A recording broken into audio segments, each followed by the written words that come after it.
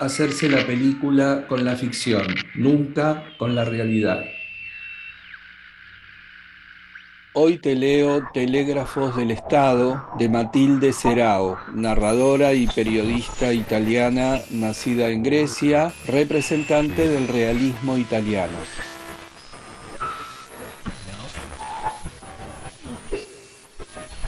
De pronto, en medio de la tristeza de las máquinas que parecían dormir la siesta en aquel feriado, una leve llamada telegráfica se escuchó, pero nadie la tuvo en cuenta.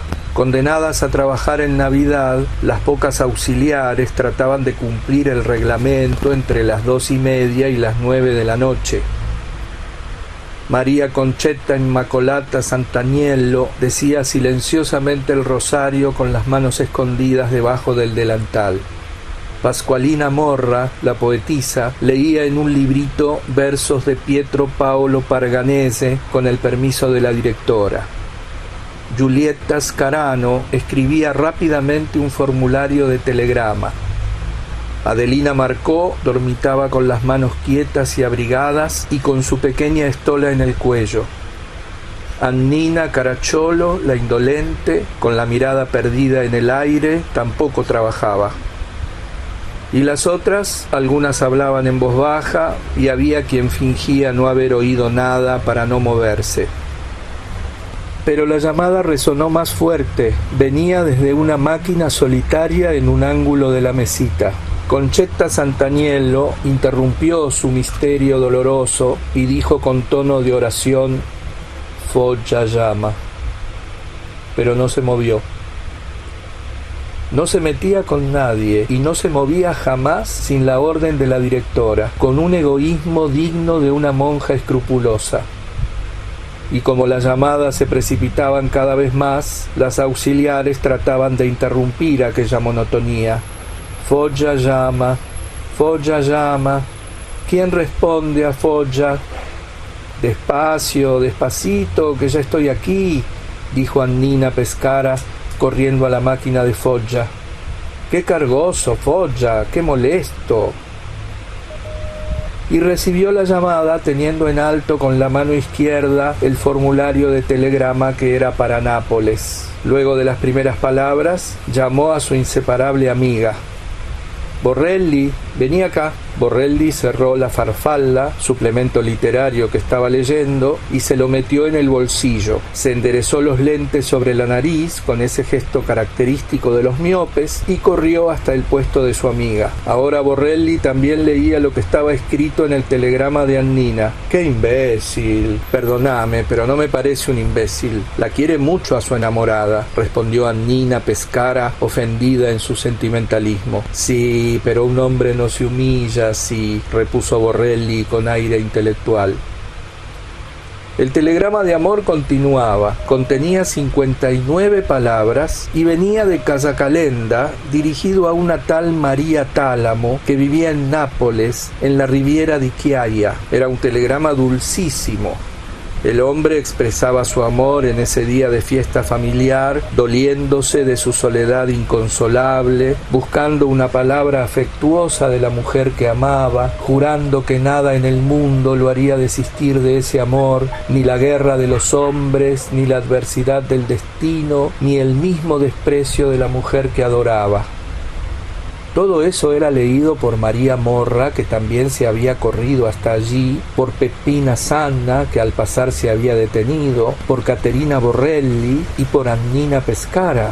¡Cuánta retórica!, exclamó Borrelli. ¿El telegrama viene de Casacalenda? Sí, le respondieron. Oh, es el de siempre. Llega uno casi todos los días. Lo he recibido yo también. El que se deshace en ternuras, gritó Ida Torelli desde su puesto. Esperá que lo quiero leer también yo.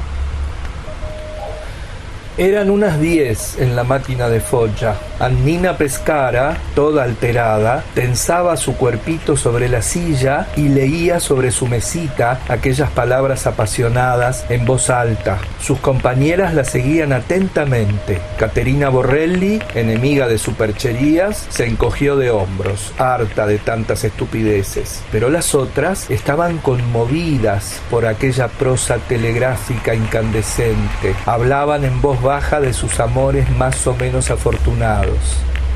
Adelina Marcó, la bella, tenía algunos pretendientes insoportables, en tanto amaba a un alto empleado telegráfico, viudo y con 2 hijos, demasiado viejo para ella, esposo que sus padres jamás aceptarían, y se torturaba a causa de este amor desgraciado a quien no podía hablar ni escribir jamás.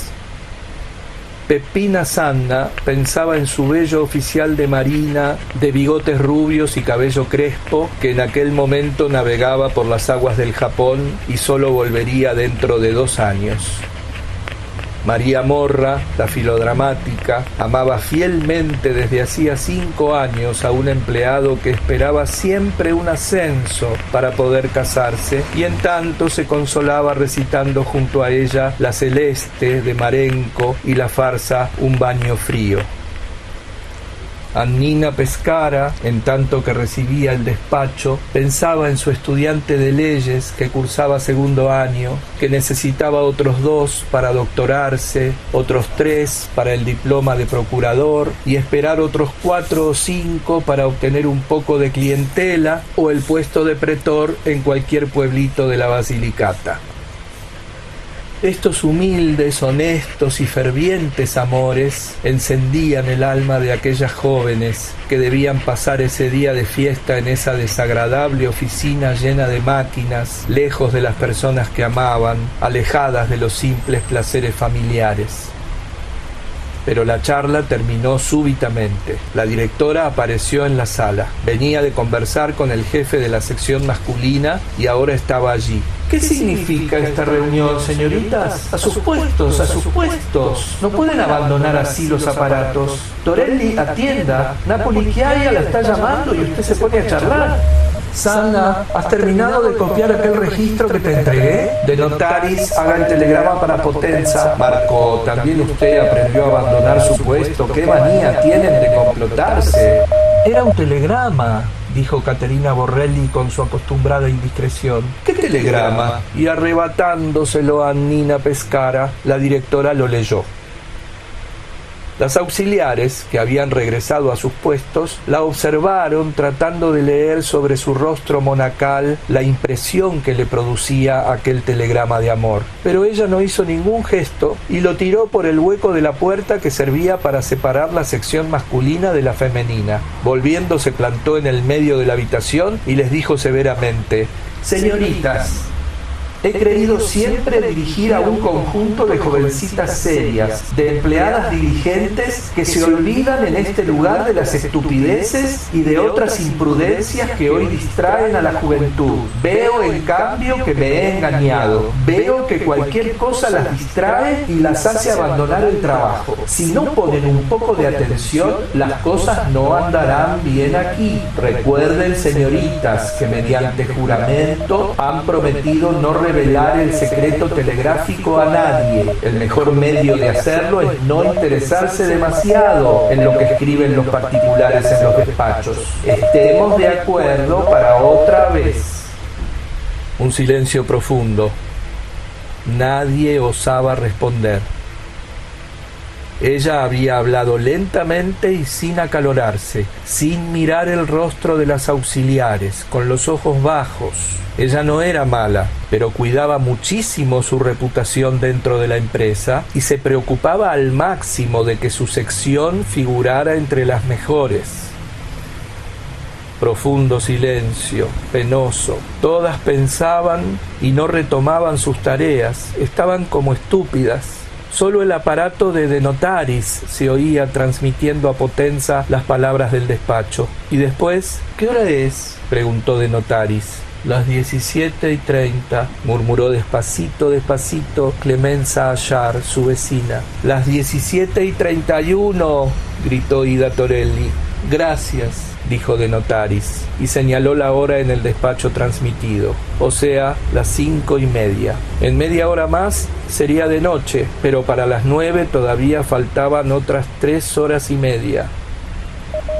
Estaba encendido el gas, pero como no había mucho trabajo, la directora había ordenado que se bajara la llama. El director predicaba siempre que se economizara gas. Así, en aquella penumbra, poco se podía leer o tejer. Las sombras de las máquinas se perfilaban extrañamente sobre las mesitas, con sus ruedas donde se desenvolvía la carta, con sus bracitos móviles de acero, con las llaves de dar cuerda que se parecían a la empuñadura en cruz de ciertas espadas, y algún punto que brillaba aquí y allá, la campanilla de vidrio que servía de protección al pequeño pararrayos, el botoncito de un aparato, los pendientes de strass de Olimpia Faraone, las hebillas de pastilla negra que Ida Torelli llevaba en sus cabellos rubios. Silencio profundo. Como era imposible escribir, leer, bordar, solo quedaba pensar.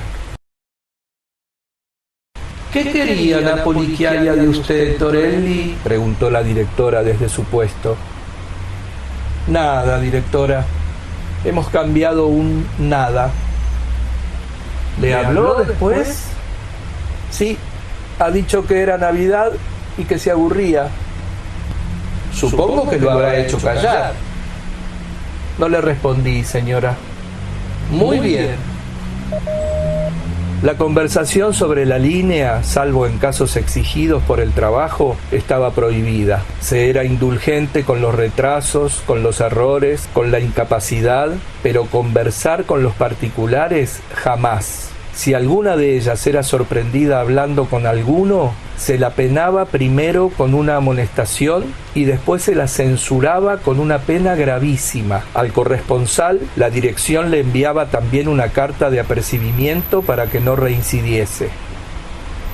No obstante, era este el pecado más frecuente, el que se cometía con mayor placer, quizá a causa del peligro que implicaba. Efectivamente, también en aquel silencio, en aquella penumbra, muy despacito, Annina Pescara hablaba con el corresponsal de Foggia. Una vez transmitido el telegrama amoroso, el hombre intentó discurrir sobre el tema del amor, y Annina Pescara le respondió rápidamente que no le disgustaba, que el amor era una cosa muy linda. Aquel le respondió que el amor hacía infelices a las 3/4 partes del género humano. La discusión sentimental hervía sobre la línea. Annina Pescara, que adivinaba las palabras del corresponsal con solo oírlas, no tenía necesidad de hacer correr el papel. Así, para que no se oyeran sus respuestas en la oficina, presionaba mucho más el resorte de la tecla para que no hiciese tanto ruido. Inmersa en la penumbra, ella parecía dormitar en la silla, con la manito blanca alargada e inmóvil sobre la tecla. Sus amigas, sus compañeras, veían que hablaba con Foggia, por haberlo hecho también ellas, pero ¿quién hubiera osado traicionarla? También Olimpia Faraone hablaba con Reggio como de costumbre, pero más imprudente, más inexperta, dejaba correr el papel arrancándolo a pedazos y metiéndolo en los bolsillos. Desde hacía 20 días... Cada día hablaba con aquel corresponsal calabrés que ya le había escrito 2 cartas de amor. Los feriados eran especiales para la correspondencia prohibida. Los empleados se aburrían en sus oficinas, aislados, sin trabajo, y las ganas de conversar aparecían. Las chicas se aburrían igualmente, y el hecho de hablar con un desconocido a tanta distancia alimentaba la fantasía.